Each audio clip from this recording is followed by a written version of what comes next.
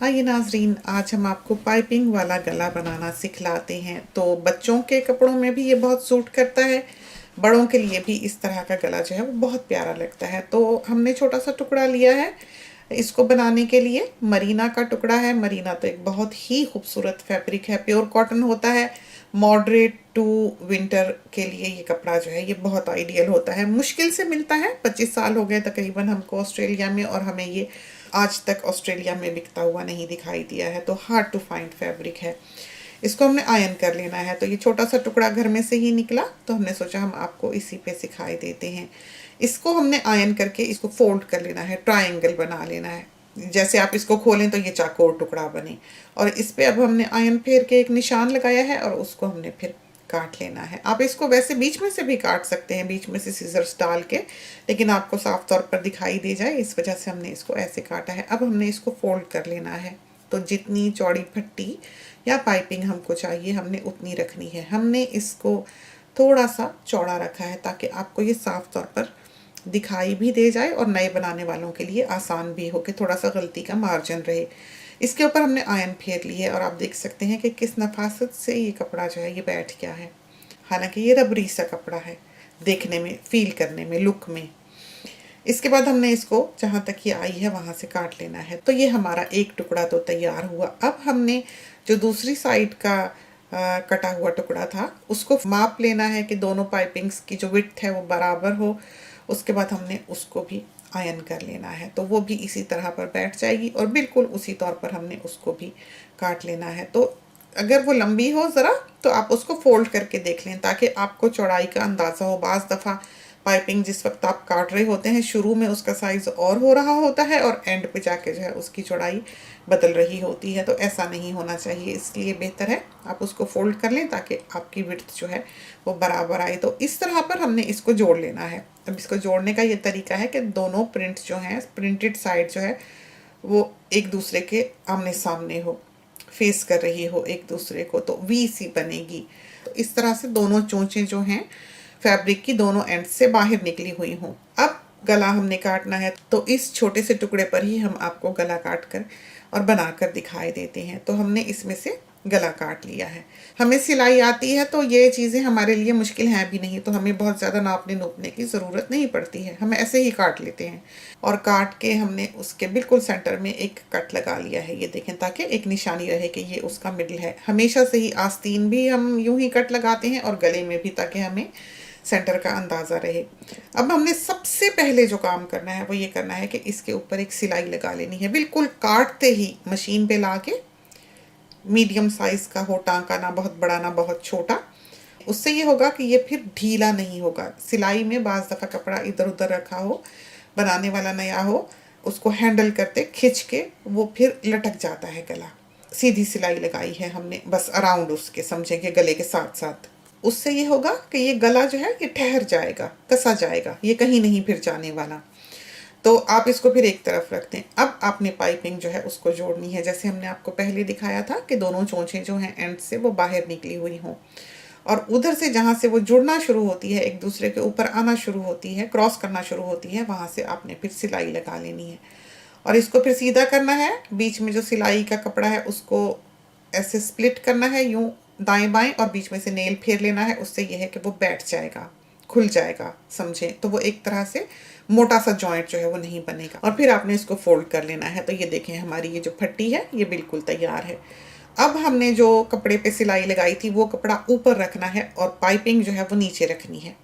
Piping रख के उस सिलाई के ऊपर ऊपर ही या उसके आसपास ही समझें कि हमने अब ये सिलाई लगानी है। वो आगे पीछे भी हो सकती है सिलाई, लेकिन बहरहाल आपने कोशिश करनी है कि आपका पाँव का फासला जो है वो बराबर रहे किनारे से, और नीचे जो फट्टी है, जो पाइपिंग हमने काटी हुई है, वो गले के साथ साथ बराबर की चलती रहे। अब जैसे जैसे हम थोड़ा सा सिएंगे, आप देखें हम कपड़े को पीछे कर देते हैं ऊपर से, फिर थोड़ा सा, क्योंकि गला तो घूमता हुआ होता है, फिर हम थोड़ा सा पीछे कर देंगे तो सारा जो उसका बल है वो पीछे चला जाएगा और आपको सिलाई में फिर कोई दुश्वारी नहीं होगी। तो थोड़ा थोड़ा करके टुकड़ा टुकड़ा आपने सीना है और पीछे करना है, और यूँ सारा घेरा जो है आपने गले का वो पूरा कर लेना है। चोंच पर जो एंड आता है उस पर ज़रा तवज्जो दीजिएगा, बाज़ औक़ात वो हाथ से फिसल के और आपको डर भी होता है कि सुई में ही आपका हाथ ना आ जाए, तो आप हटा लेते हैं। उससे ये होता है कि वो चोंच जो है एंड की गले की वो इधर उधर हो जाती है, उससे फिर गला टेढ़ा हो जाता है, तो ऐसा ना हो। फिर जो सिलाई हमने लगाई है उसमें हमने ऐसे आड़े कट लगाने हैं, क्रॉस वाइज जैसे आड़ा लगाया है, बिल्कुल सीधा नहीं लगाया सिलाई तक, एंगल पे लगाया है। और बिल्कुल सिलाई तक नहीं लगाया है, सिलाई से थोड़ा सा पीछे ही लगाया है कि ये ना हो कि सिलाई का धागा कट जाए या इतना करीब हो कि नीचे से कपड़ा ही फट जाए। तो थोड़ा सा फासला छोड़कर, यानी सिलाई सेफ रहे, आपने अंदर की तरफ को जो कपड़ा है जहाँ से आपने काटा था उस तरफ से आपने इस तरह 2-2 इंच के बाद कट लगा लेने हैं। अब अगर तो आपने ये पूरी फट्टी अंदर को मोड़नी है, अगर हमने ये पूरी मोड़नी होती तो हम इसको इतना चौड़ा ना काटते।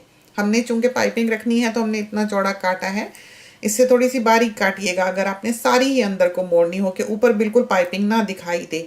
तो आपने उस वक्त ये जो फट्टी है इसके ऊपर नीचे का कपड़ा मोड़कर सिलाई लगा लेनी है, यानी कि जो कमीज का हिस्सा है वो बिल्कुल सिंगल रह जाए, ताकि जब आप फट्टी को मोड़ें तो आपका गला जो है वो बहुत इवन आए, बिल्कुल कि उसमें कोई कपड़ा अंदर को ना दब जाए, क्योंकि आप पहले ही उसको खींच कर निकाल लेते हैं और सिलाई में पैक कर लेते हैं। लेकिन हमने तो पाइपिंग वाला बनाना है। तो स्क्रब्स वगैरह जो हैं आजकल बहुत से लोग सी रहे हैं, तो उनके लिए भी ये बहुत हेल्पफुल होगा। तो इस तरह पर उसकी आपने ये डोरी बनानी है, जो स्क्रब अगर आप बना रहे हैं तो जिस तरह पर हमने ये किया है। और आते आते आप फिर गले पर पहुंचेंगे जहाँ से गला शुरू हो रहा है। तो अभी तो हमने सिर्फ सामने का हिस्सा ही बताया है कि आपकी पाइपिंग जो है वो परफेक्ट आ जाए और आपको ये बनाना आ जाए। तो जो सिलाई के बाहर का हिस्सा था जिसमें हमने कट लगाए थे, वो हमने अब पाइपिंग के बीच में दे देना है। तो वो पाइपिंग थोड़ी सी थिक हो जाएगी, उसमें थोड़ी बॉडी आ जाएगी और खूबसूरती से जो है वो बनने लगेगी। यहाँ पर आपने इस चीज़ का ध्यान रखना है कि आपका एक कपड़ा जो ऊपर वाला है या नीचे वाला है वो आप ज़्यादा ना खींच लें, उसको आपने बराबर बराबर लेके चलना है। उससे ये है कि इसमें झोल नहीं आएंगे, और अगर आपकी पाइपिंग परफेक्टली कटी हुई होगी तब भी उसमें झोल नहीं आएंगे। बाज़ औक़ात उसमें ऐसे एंगल पर बल से पड़े हुए दिखाई देते हैं, तो वो काम जो है वो नीट नहीं होता है। तो उसको अवॉइड करने के लिए आपने इस तरह पर इस पाइपिंग को काटना है। सबसे पहले तो कि पाइपिंग सही कटी हुई हो, दूसरा ये है कि उसको आपने लगाया ठीक हो, कि ये ना किया हो कि जब आपने शुरू ही किया है तो नीचे से पाइपिंग जो है वो बहुत पीछे गई हुई थी और आगे से कपड़ा आपने बराबर करने के लिए उसको खींच लिया। तो जब आप आगे आएंगे तो ऑब्वियसली वो फिर कपड़ा आगे पीछे हो जाएगा, बराबर नहीं होगा अपने एंगल पे जिस पर उसको होना चाहिए, तो उसमें फिर बल पड़ेंगे। अब ये हमने आपको छोटी सी आस्तीन काटना सिखाना है, तो हम उसका कफ मोड़ रहे हैं। उसके लिए भी आपने ये करना है कि आपने ये नहीं देखना है कि एजेस बराबर हैं कि नहीं, क्योंकि आस्तीन की जो दोनों साइड्स होती हैं वो एंगल पे कटी होती हैं, अंदर को जा रही होती हैं, कफ नैरो होता है।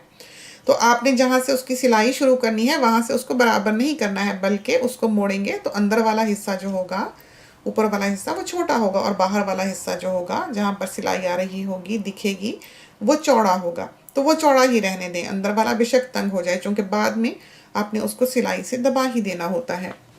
अब हम इस गले को लेकर आए हैं आयरनिंग बोर्ड पे, और आपको अब हम इसको प्रेस करके दिखाते हैं। तो ये देखिए, इसमें कोई बल कोई झोल नहीं है, बहुत ही नीटली ये पाइपिंग जो है ये बैठी है। हालांकि बहुत चौड़ी लगाई है हमने, आप चाहें तो ये पाइपिंग पूरी अंदर मोड़ दें, अंदर सिलाई लगाकर बहुत नीट बन जाएगी। हैमिंग कर लें, वो भी बहुत प्यारी लगती है। और ये देखें कितना खूबसूरत गला जो है ये बैठा है, कि कहीं से ना ये चौड़ा है ना पतला है, और नफासत से ये गला जो है ये बिल्कुल बैठ गया है। तो ये 20 साल भी अगर ये कपड़ा धुलेगा इस गले के साथ तो ये गला हिलेगा नहीं।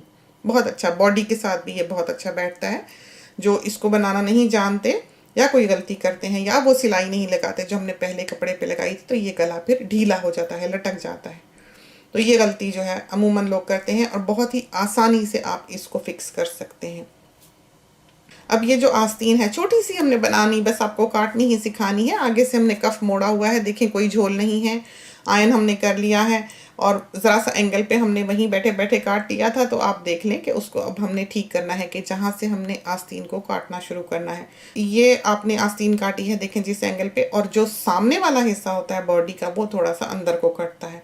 चूँकि पीछे के शोल्डर्स चौड़े होते हैं, आगे का हिस्सा जो है वो नैरो होता है, तो उससे ये है कि फिर यहाँ झोल नहीं पड़ते। तो ये देखें, इसको इस तरह पर आना चाहिए, और जब हम इसके अंदर सिलाई लगाएंगे तो आप देखें कि इसकी क्या शक्ल हो जाएगी। ये देखें कितनी प्यारी आस्तीन बनी है, तो ये तो थी 2-3 छोटी-छोटी चीज़ें, छोटी-छोटी टिप्स जो सिलाई के लिए आपके काम आएँगी। हमें सिलाई आती है लेकिन हमें सिलाई करना बिल्कुल पसंद नहीं है, तो इस वजह से हमारे लिए ये सिखाना जो है ये एक बहुत ही मुश्किल काम था, लेकिन आज हमने हिम्मत की है। तो खुदा करे कि ये छोटी-छोटी टिप्स, टेक्निक्स जो हैं ये आपके काम आएँ। इसके साथ ही हमें इजाज़त दीजिए। अल्लाह हाफ़िज़।